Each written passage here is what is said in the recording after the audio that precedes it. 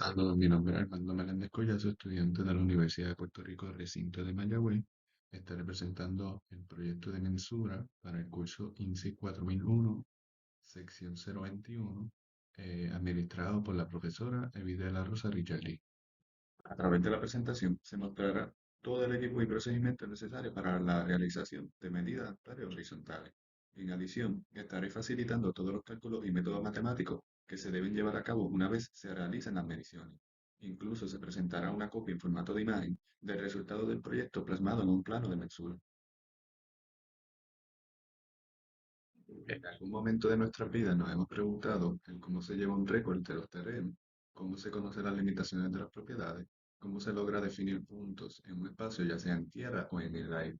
Lo cierto es que es un tema amplio para comprender y analizar. Existen muchas prácticas para identificar cada pregunta que nos realizamos. Una de ellas consiste en la medición de ángulos horizontales.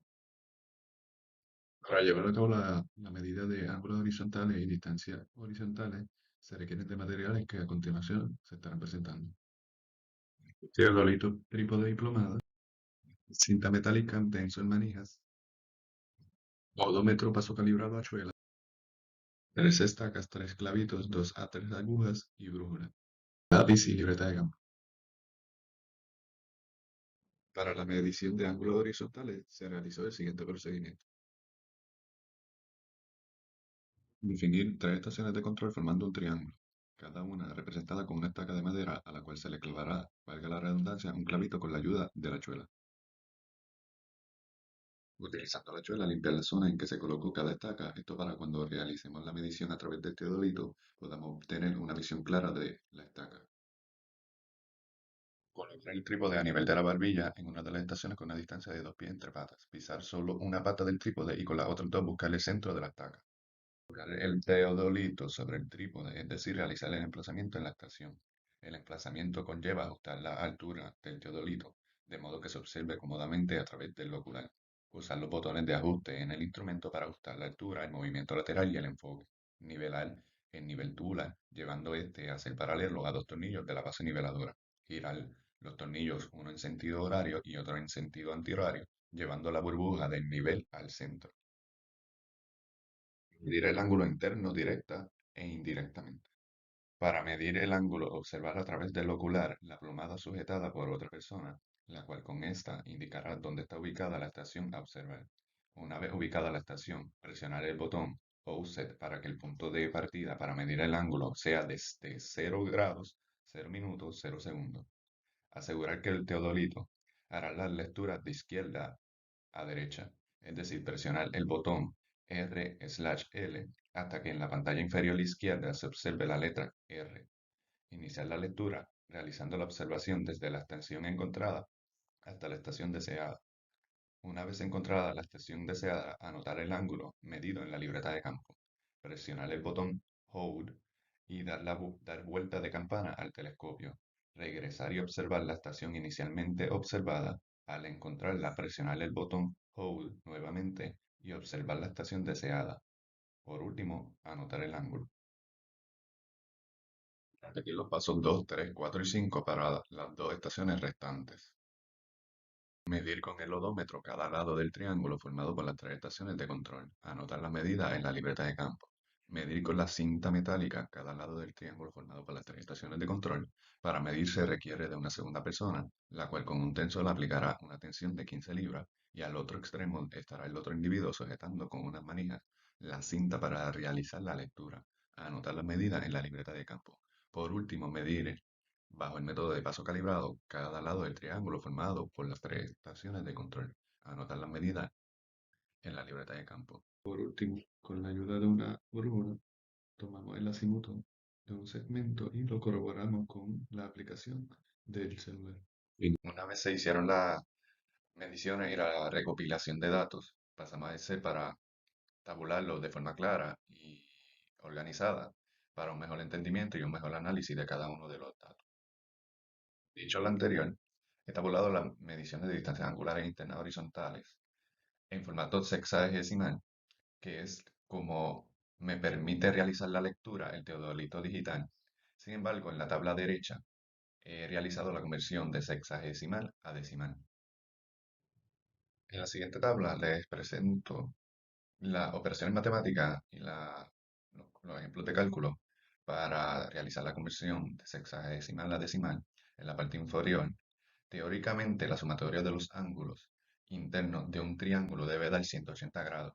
Como podemos ver, estamos bastante cerca de lo que dice la teoría. Y a su vez, estamos bastante cerca de la teoría de que la sumatoria de ángulos internos indirectamente debe dar 360 grados, que sería el doble de los 180 grados de la sumatoria de ángulos directos. Ahora pasamos a lo que es los cálculos del traverso. Los cálculos del traverso son de suma importancia, ya que estos cálculos nos permiten minimizar los errores realizados al realizar, valga la redundancia, realizar las mediciones en el fil. Aquí en esta primera tabla, en la parte superior, tenemos lo que vendría siendo el primer paso, que sería el ajuste de figura. En la parte de abajo tenemos los ejemplos de cómputo, los ejemplos de cálculo y demás, para cada ángulo ya completamente ajustado, para entonces poder realizar y pasar al siguiente paso. Como he mencionado anteriormente, la importancia de realizar la medición con la brújula de un azimuto, por lo menos de un segmento, que en mi caso ha sido desde el punto C al punto A, es porque en esta tabla presento cómo es la corrida del azimuto con relación al polígono que yo he formado. He puesto el rumbo también en formato sexagesimal y el rumbo en formato decimal. Se realizaron los cálculos de desplazamiento, que no es otra cosa que calcular los departure y los latitud de cada segmento o de cada azimuto. Para realizar los cálculos de departure se toma la distancia lineal por el seno del ángulo, y para realizar los cálculos de latitud se toma la distancia lineal por el coseno del ángulo. También tenemos en la parte inferior los errores de cierre y precisión, que sería el miscloser en departure, que es la sumatoria de departure, el miscloser en latitud, que es la sumatoria de latitud.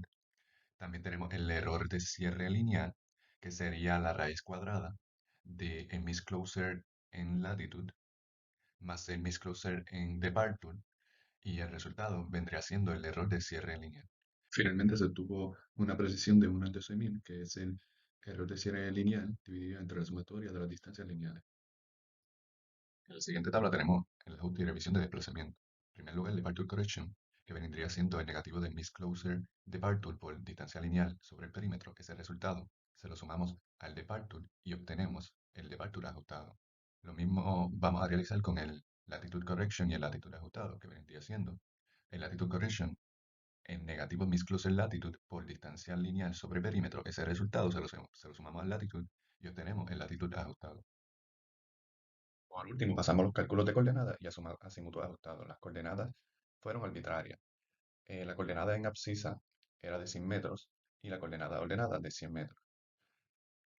Para calcular las coordenadas, sumamos estas coordenadas dadas a cada departure y a cada latitud.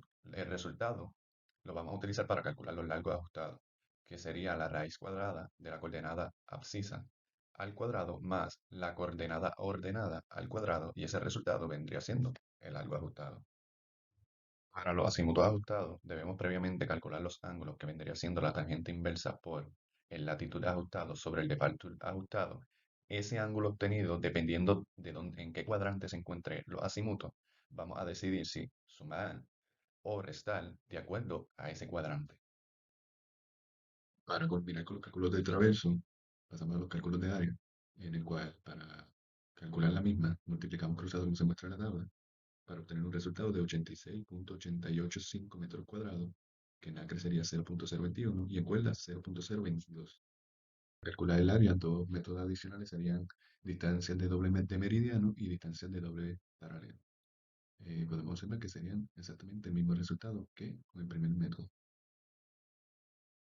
la siguiente tabla tenemos la comparativa de los valores medidos con los valores ajustados. A continuación vemos las notaciones de las medidas angulares internas ya estipuladas en la libreta de campo mientras se realizaban las medidas en el film. Finalmente, se realizó el plano de mensura con la ayuda del programa de computadora Autodesk Civil 3D. Una vez culminado todo el proceso, he logrado entender de manera más práctica lo que se ha administrado durante todo el semestre.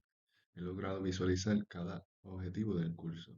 Es importante mencionar que esta presentación ha sido modificada y corregida con el propósito de una mejor eficiencia.